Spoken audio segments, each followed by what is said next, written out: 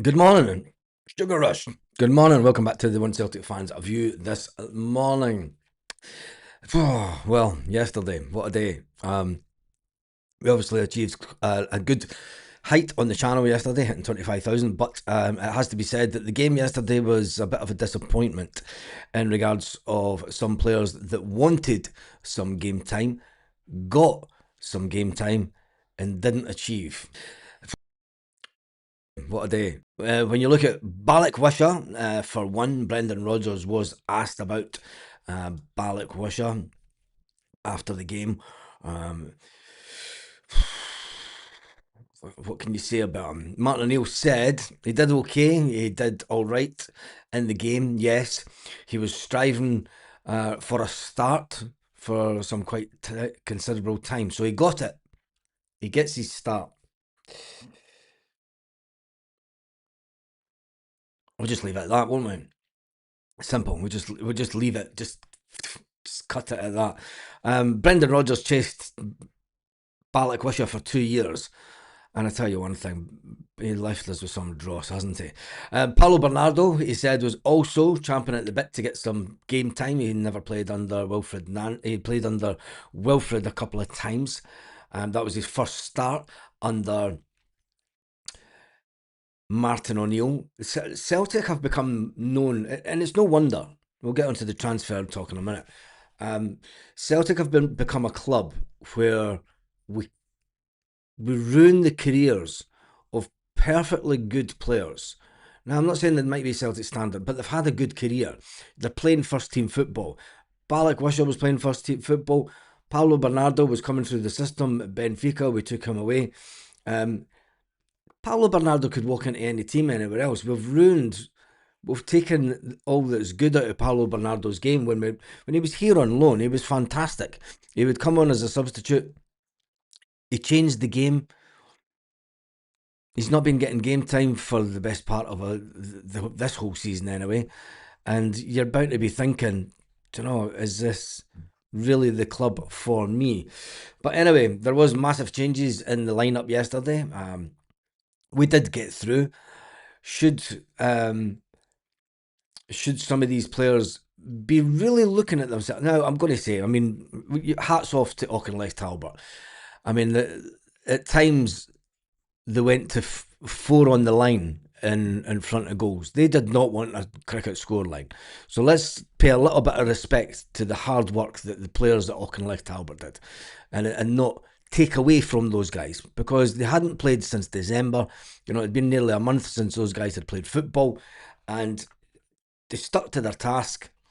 When Celtic got anywhere near the goal, they got three outfield players on the line to try and make it as hard as possible. And I think one of them made 3 blocks on the line.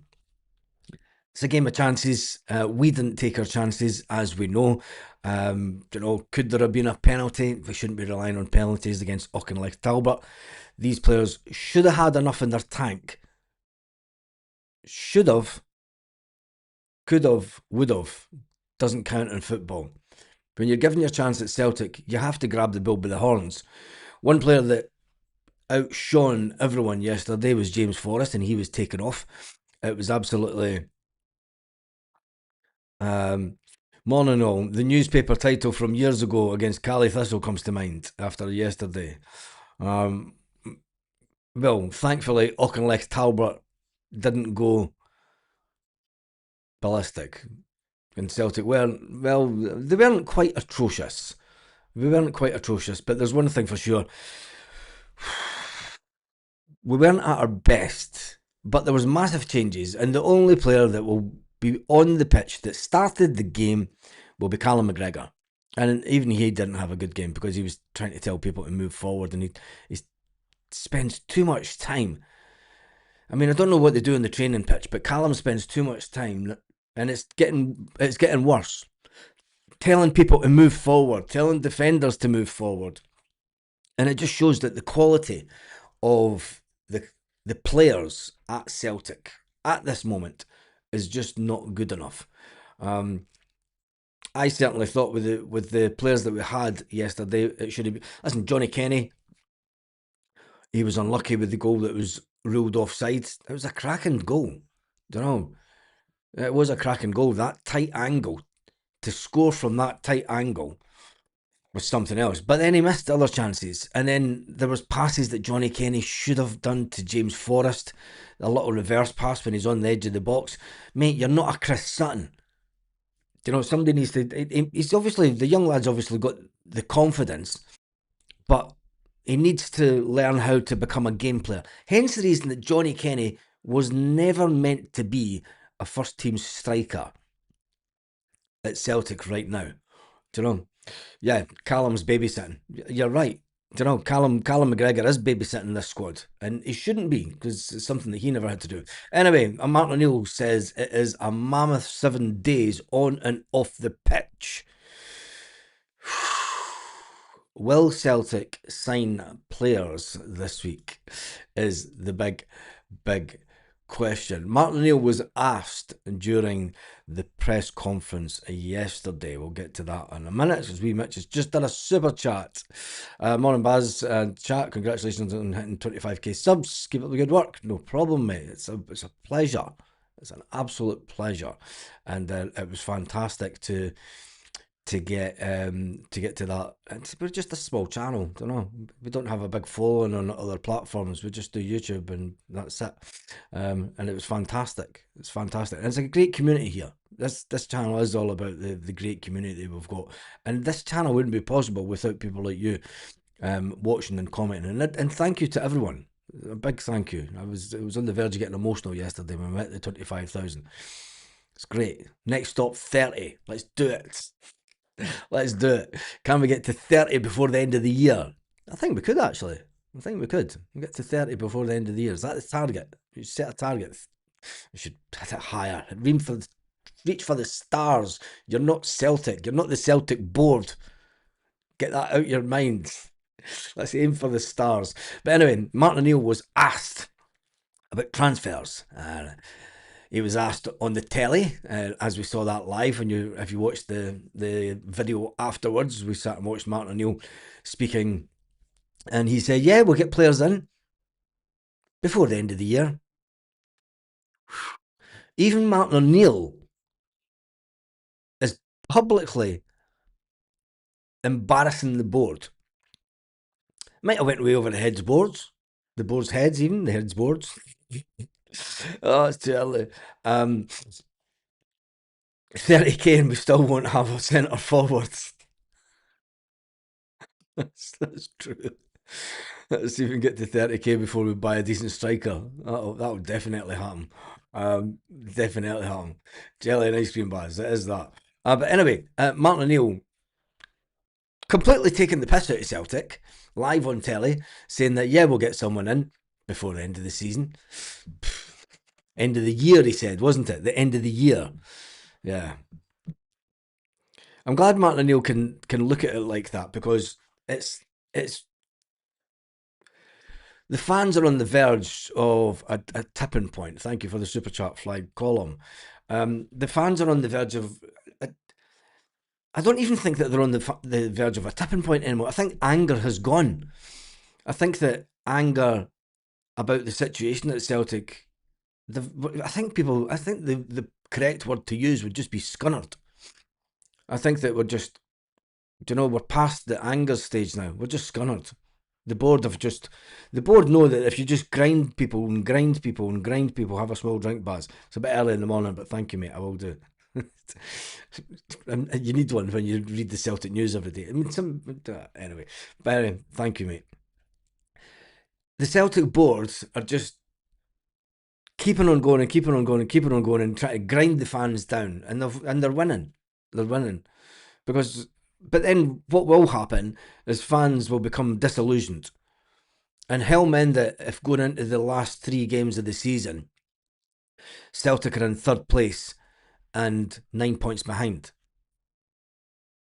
People won't go to the games. Doesn't matter if we've got a place in the Scottish Cup final. People will just vote with their feet at Celtic. If you didn't laugh, you'd cry. This is very true. And I say that to myself every morning when I come into this channel. Hence the reason I try and have a laugh sometimes. It goes way over folks' heads sometimes. But sometimes you've got to I've got to give you people some kind of relief from the negativity that's out there, because everyone's got a hard, nobody's got it easy just now. Life's hard. You know, price of stuff's extortionate. It's a shitty weather outside. It's middle of winter. It gets dark at 4:30 in Scotland. I know the pain that you're going through. And to top it off, Celtic are just fucking garbage. And if I don't try and bring a little bit of joy during these videos, there's no point in me doing it, because it's entertainment, isn't it? It's YouTube. It's entertainment. It's not mainstream media negativity and stuff. But anyway, get back to Martin O'Neill. Martin O'Neill said to the media, he was asked questions repeatedly about how confident he was, because if you remember last week on Friday, he said that he was confident about getting players in this week. He was then asked yesterday, how confident are you about getting players in? And he said, I told you that I'd update you at the next press conference. Not this one. This isn't a press conference. This is an after-match press conference. Try to differentiate from Friday until yesterday. Martin O'Neill does his next press conference on Wednesday, before the fly to Italy.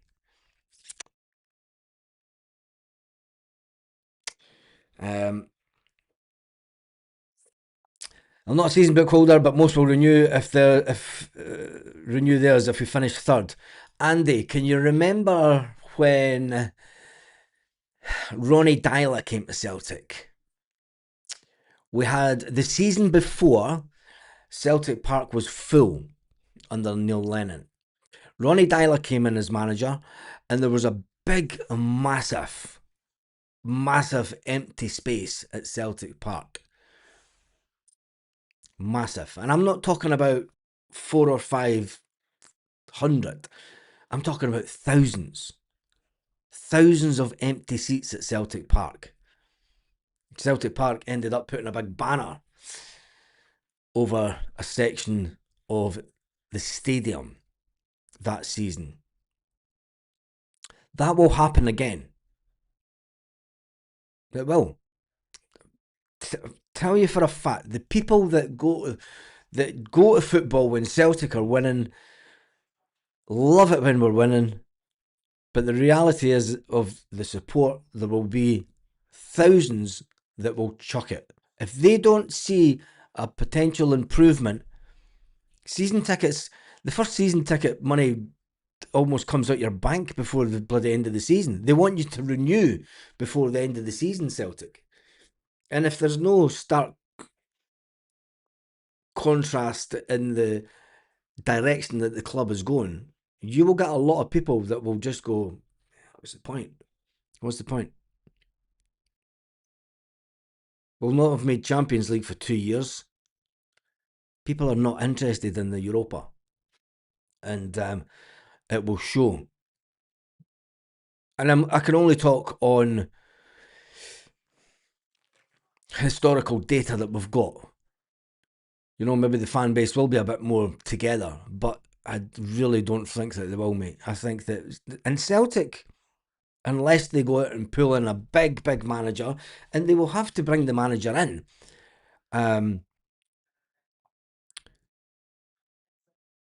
They'll have to bring the manager in early, because the longer that Celtic keep the manager, people are going to go, what's the fucking point in me renewing a season ticket is? I don't know who the Celtic manager is. We're not buying players. We've no B team. We've not got an academy to shout about, and players aren't interested in signing for us because they know we're a shit show. Anyway, worried the Deedco will beat us getting the lad from Motherwell since our boards. We're going to talk about that in a minute, because Martin O'Neill did speak about that briefly. But getting back to Martin O'Neill, Martin O'Neill talking about transfers. He says, how much more, I was asked the question, how much more confident do you feel after we spoke to you at Lennoxtown? You were confident there. He said, yes, but I'll speak to you at the next press conference, which is Wednesday. They repeated the questions 2 or 3 times. One reporter, not a fans media reporter, a mainstream media reporter, may I add, asked the question, do you want to enlighten the fans? Martin O'Neill, slightly startled, said, "Do you want to enlighten the fans?" said the reporter again. And Martin O'Neill said, "As if you really care about the fans. Yeah, we're very hopeful that we will get some people in." And then a different reporter said, "Do you expect anyone in before the Hearts game at the weekend? We are very, very hopeful that we will get some people in, young man. Nice to see you." It's hope in football says no planning. And um,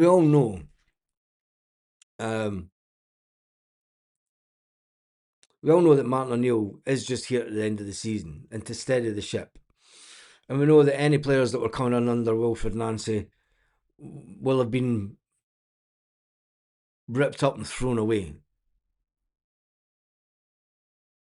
And I think that Martin O'Neill will just be wanting to get Martin O'Neill press conference class. Martin O'Neill, I don't see us bringing anyone in this window. Yeah, yeah.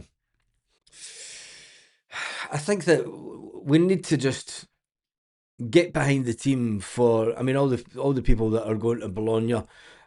Fair play to them.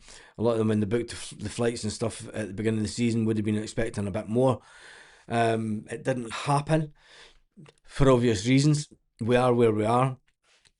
Martin O'Neill looks as if he's aged, and he looks as if he's maybe lost a bit of hair since he's been back at Celtic. And Martin O'Neill can take the funny side off it, and saying, "Yeah, when I was here the last time, how many times has that I've been here now? 15 times I've came back." And that kind of just went right over the heads of the people on the telly as well. You know, and Martin O'Neill doesn't want to answer the serious questions. He doesn't want to. I think that if Martin O'Neill was to tell us the truth, it would completely dismantle Celtic in the hierarchy. And I mean, there's a. Would you rather Martin O'Neill was a manager, and I think once it becomes clear that we're not going to win anything, if we get put out the Scottish Cup, and here's a scenario that I could see getting played out. Scenario that I could see Martin O'Neill just completely losing it. And if we get put out the cup and it gets to the last 3 games of the season and we're 9 points behind Hearts, and there's no, unless there's a complete meltdown, by Hearts the last 3 games, and Martin O'Neill just tells us everything. I don't think he will. He's not that type of person. But I tell you one thing, he's got a great bloody book when he leaves Celtic. If he wants to write a book about the demise of his beloved club, he will sell out in days. Absolutely days. Martin's on the side of the club hierarchy. Is he? Heck, Mo. He talks some nonsense. Honestly, if he was on the side of the hierarchy, he would be saying that everything's fine. And he's definitely not saying that everything's fine. But anyway, it is all about opinions. I'm fed up with the amount of players we've been linked with. Is one comment. Did they ask Leeds or is it made up bias pish? I'm not too sure. Celtic won't tell us, but I tell you one thing, if we did, what an absolute embarrassment of a club we have turned into be. But anyway, getting back to Martin O'Neill, talking about players, he says that Paulo Bernardo got some game time. I don't think that Martin O'Neill saw anything yesterday that would suggest that the majority of that team, I mean, Sinisalo wasn't tested. Sinisalo, when he did have the ball, his distribution was quicker. There was the little tick marks for Sinisalo for pace of distribution to get the ball out of the back and move forward. We all knew that about Sinisalo. We need to get him in games and get him tested just to see how good he is. You know, we know that he's a good keeper, but I think when it comes to the Bologna game, Schmeichel will come back in for that one on Thursday, and it's a 5:45 kickoff. So make sure that you do get home early for that one, or kickoff with the team news. And if you're at work, just get the old phone out and check out the phone, and make sure we do that. But anyway, Martin O'Neill. Let's get to the big one, the spying mission the other evening. Martin O'Neill confesses to a spying mission at Motherwell as Celtic prepare for a bid for the Zimbabwean frontman Tawanda.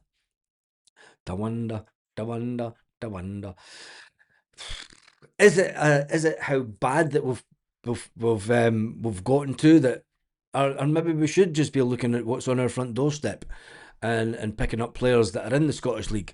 Not many teams will want to sell to Celtic. Say that fast on a Monday morning.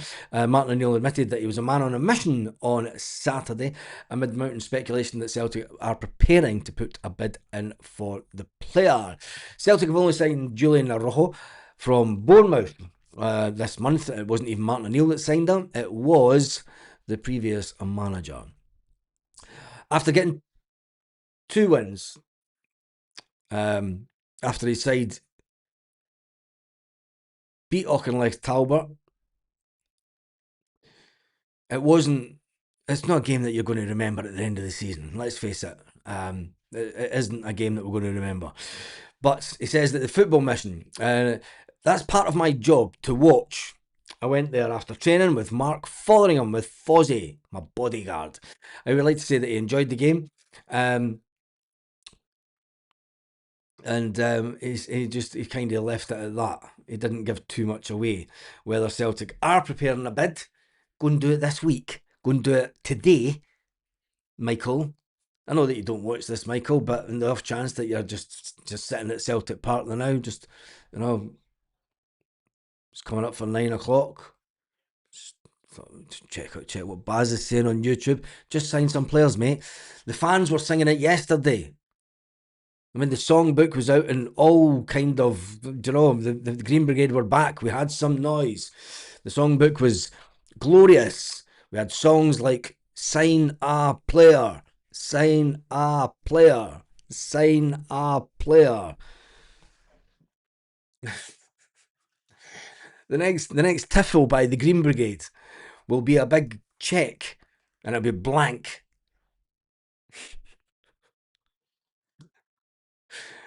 And it'll say, we looked at, bid, 0.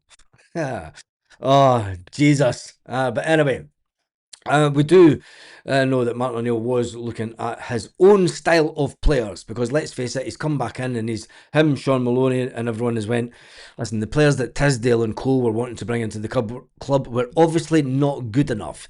Mo, I'm going to come on.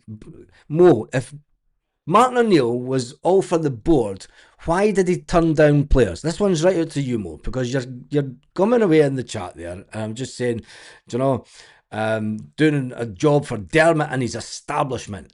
Why did Martin O'Neill turn down players? Go tell us in the chat, because you're very, very vocal in the chat this morning, having digs at me about Martin O'Neill being all for the board. Why did Martin O'Neill turn down players then if he was all for the board? I await your comment. No, that I'll read it because I probably won't. But anyway, Martin O'Neill replied, he says that there are players here capable of playing at a higher level, talking about players that are in the Scottish Premiership, talking about players, £5 million for Ballotwisher, money down. Yeah, of course it's money down the drain, but that was nothing to do with Martin O'Neill. That was before Martin O'Neill. Answer the question, but you won't. But anyway, that's all it's about. That's your comeback. It's hilarious in the morning. Pressed if there's going to be more creativity, as well as a number 9 that we obviously clear. Martin O'Neill said, absolutely, we're very hopeful to get someone in. And that's how it goes. That is how it goes this morning. We're hopeful. Hopeful for me is a case of we now sit down and we look at the speculation that comes onto Twitter and such like over the next 24 hours, because hopefully Martin O'Neill would get some players in today, tomorrow, so that they can get a training session in. And this is where it becomes paramount, because if you want to get players in for the game this weekend, you have to have them coming through the door today. The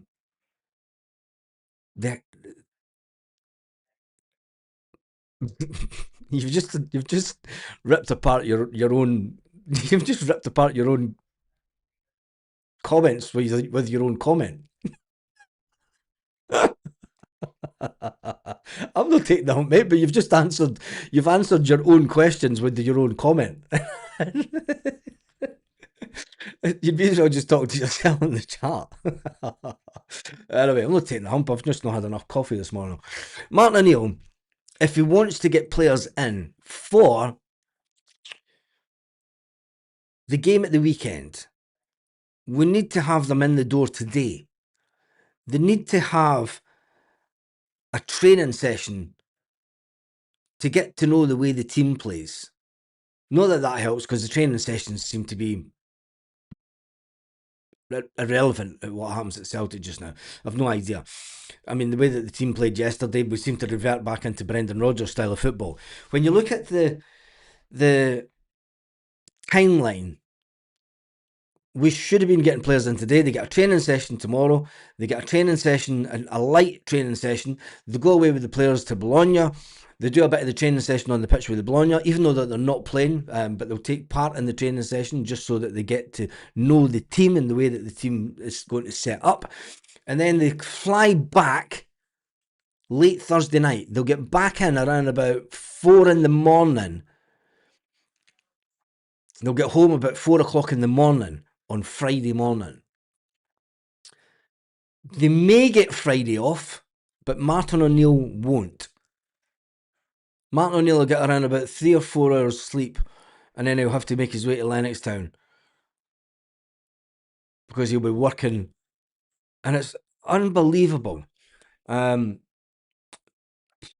for me is tossing a coin and hope it falls your way. That's the way that Celtic are doing transfers, mate. It is. It is the way that Celtic they're just getting a. Do you know the way the Celtic are doing transfers?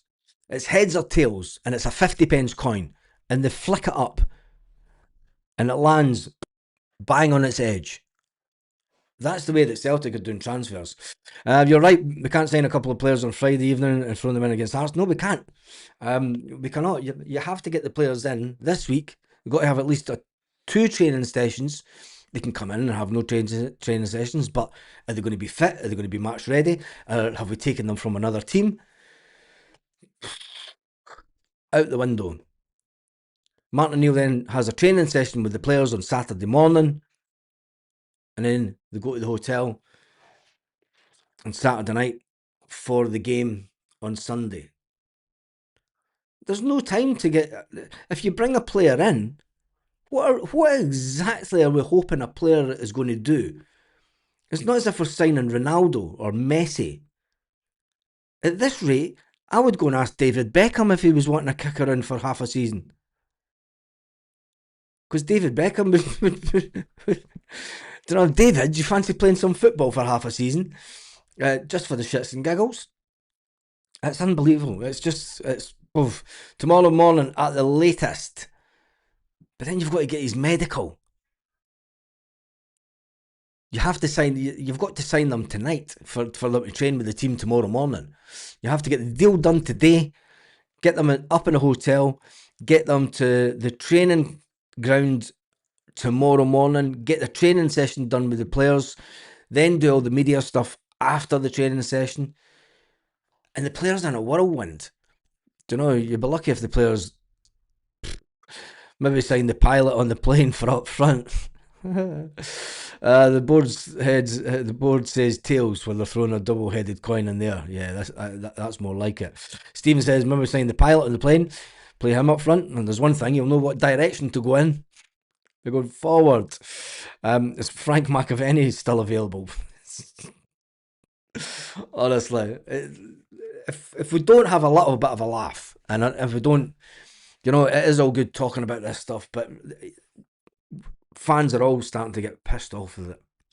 You know, it is unbelievable. And it is yesterday it was all about just getting through to the next stage, the next round. But I tell you one thing, if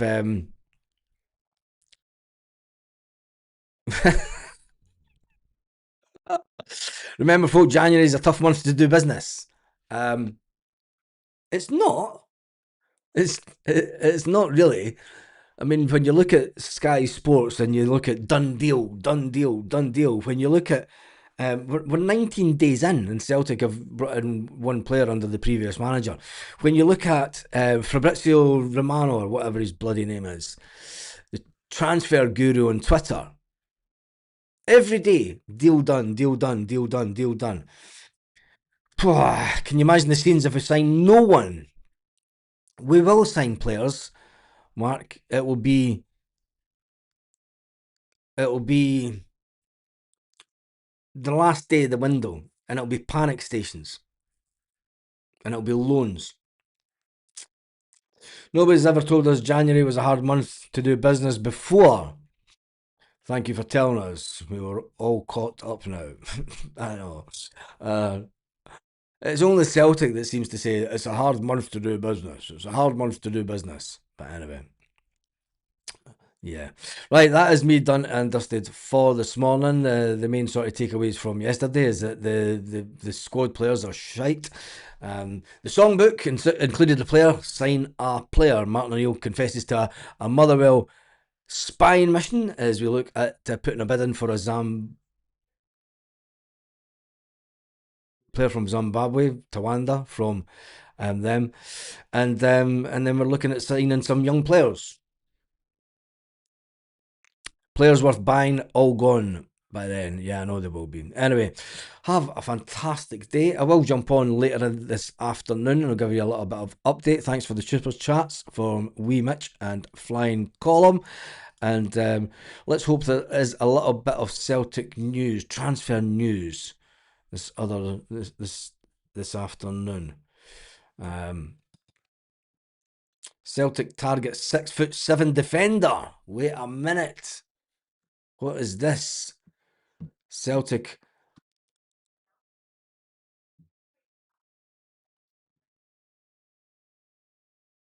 Jamie Lawrence, 23-year-old Swiss defender. 6'7". Celtic aren't going to get him. Celtic have them on their list of players that are getting monitored closely. Fuck off. Oh man, it beats well being Frankenstein, mate. Anyway, on that note, have a fantastic morning, Celtic fans, wherever you are, all around the world. Remember, this week it is all about the Europa. Yes.